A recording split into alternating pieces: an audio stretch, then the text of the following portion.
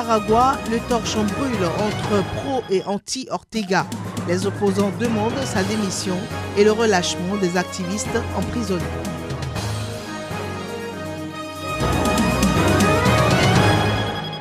Au Brésil, les migrants vénézuéliens sont cibles d'attaques. 2 de leurs camps ont été incendiés et détruits par des voisins en colère.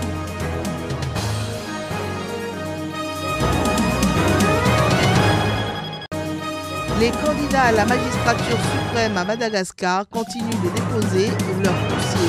L'ancien dirigeant Marc Ravalomanane a annoncé sa candidature.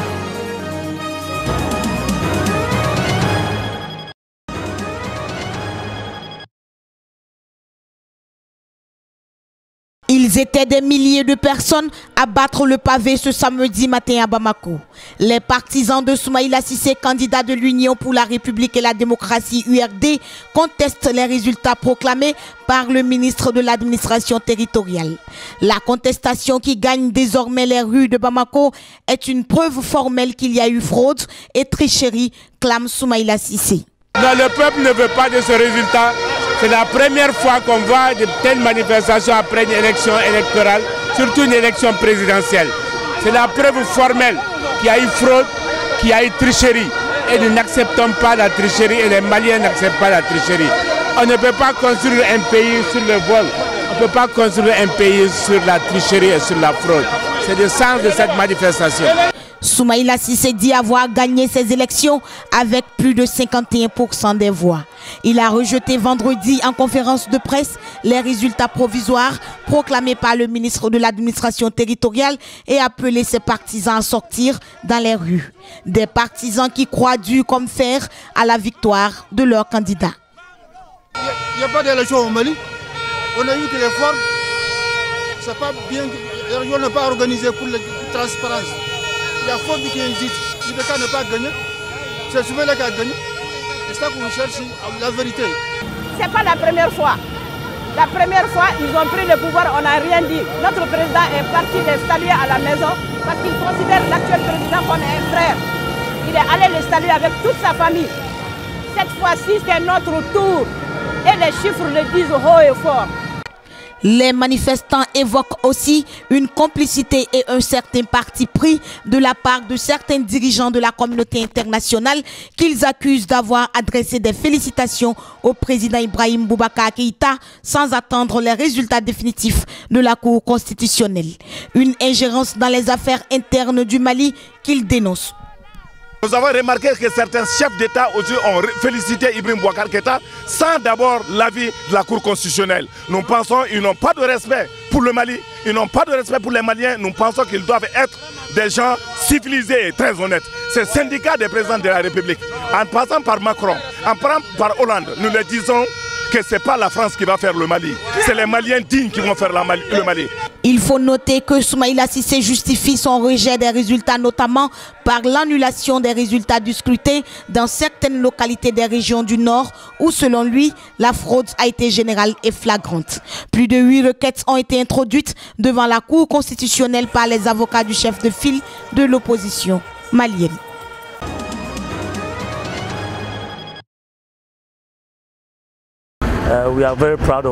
Nous sommes très fiers de lui, de tout ce qu'il a accompli dans la vie. Et il n'a pas seulement fait la fierté du Ghana, il a fait la fierté de l'Afrique.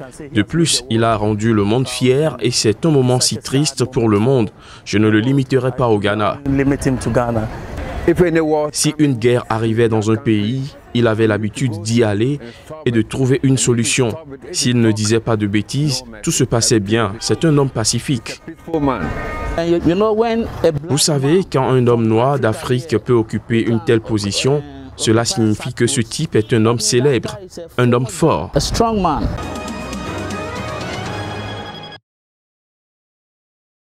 Les cas de malnutrition infantile ont explosé cette année à N'Djamena.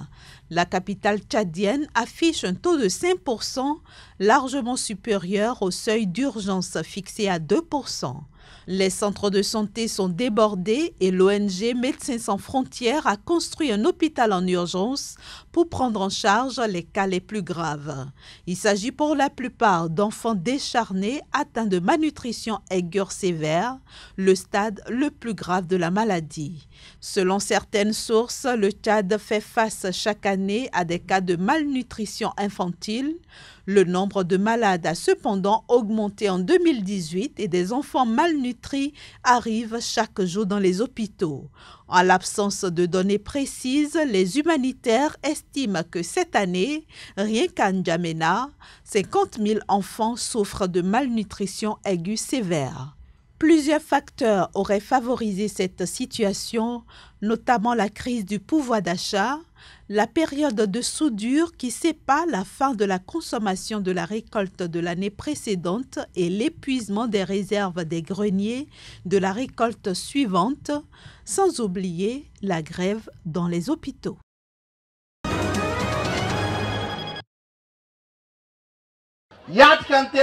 Il est temps de vous annoncer que nous allons participer à l'élection présidentielle du 7 novembre prochain. Il y a des gens qui hésitent, mais nous allons gagner dès le premier tour. Je vous l'assure, grâce à vous. Le dépôt de ma candidature a été effectué ce jour à 11h30.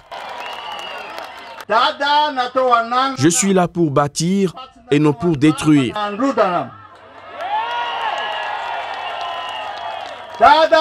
Je suis là pour protéger le peuple et non pour l'appauvrir ou le rendre triste. Je vais donner à manger à tout le monde. N'ayez pas peur parce que je connais ce qu'est l'industrialisation.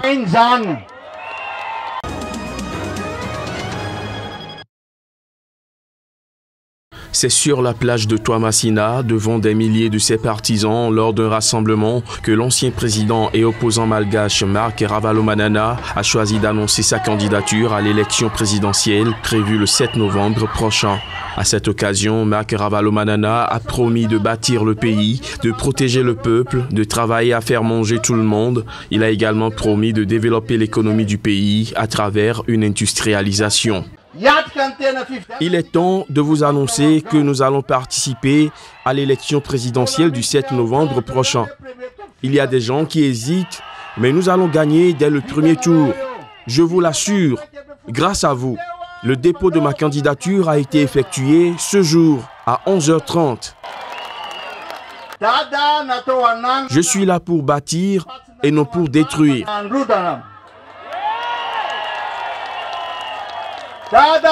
Je suis là pour protéger le peuple et non pour l'appauvrir ou le rendre triste.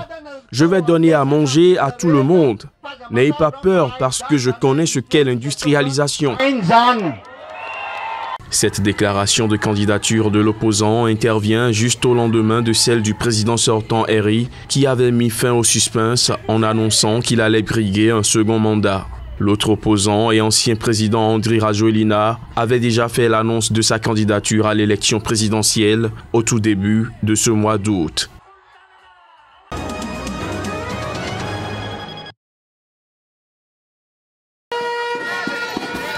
Quatre mois que dure la crise qui a fait plus de 300 morts au Nicaragua. Des milliers de Nicaraguayens ont défilé samedi à Managua pour demander le départ du président et la fin de la persécution et de l'emprisonnement des citoyens qui réclament de vivre en liberté.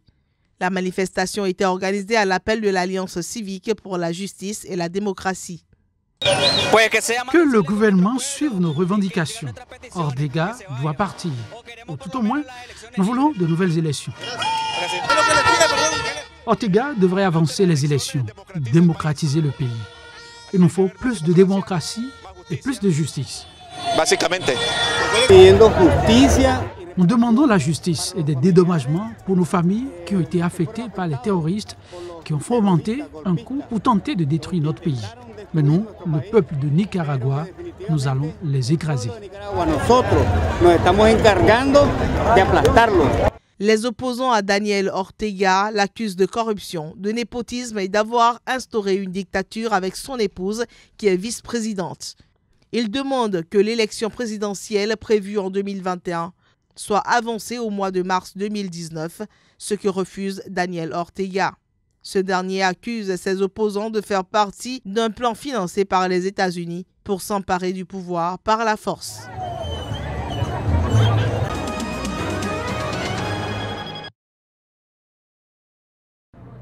À bas le gouvernement et justice, pas corruption, ont scandé les manifestants, quelques 30 000 selon les médias locaux, sous le regard des membres des forces de l'ordre, beaucoup moins nombreux que la veille. Des dizaines de milliers de Roumains sont de nouveau descendus dans la rue samedi à Bucarest, demandant la démission du gouvernement de gauche et exprimant leur colère après les excès de forces de l'ordre ayant entaché la manifestation de la veille. Mais accueillis par des tirs de gaz lacrymogène, ils se disent déçus de voir que les choses n'avancent pas en Roumanie. Des échauffourées opposant quelques dizaines de hooligans aux forces de l'ordre avaient fait plus de 450 blessés, dont une trentaine de gendarmes.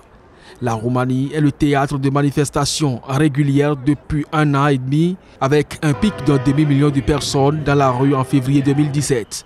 Aucun incident violent n'a jusqu'à présent été enregistré. Adoptée en plusieurs volets, cette réforme a suscité les critiques de la Commission européenne et provoqué une vague de contestation d'une ampleur sans précédent depuis la chute du régime communiste fin 1989.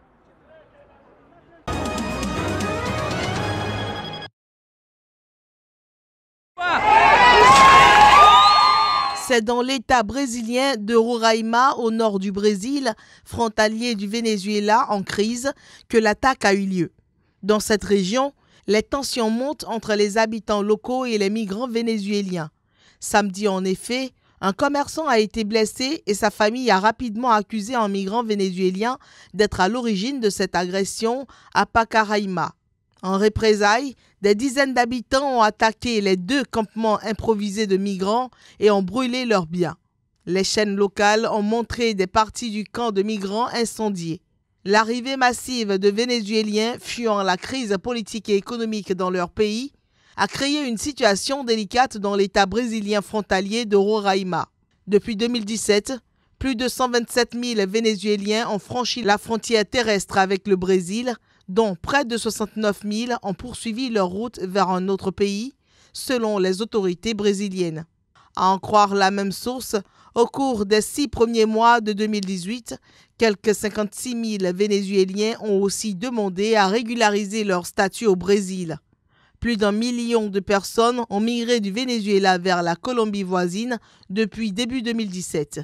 À ce nombre s'ajoute un demi-million de Vénézuéliens qui se sont réfugiés en Équateur depuis le début de l'année, selon le Haut Commissariat de l'ONU pour les réfugiés.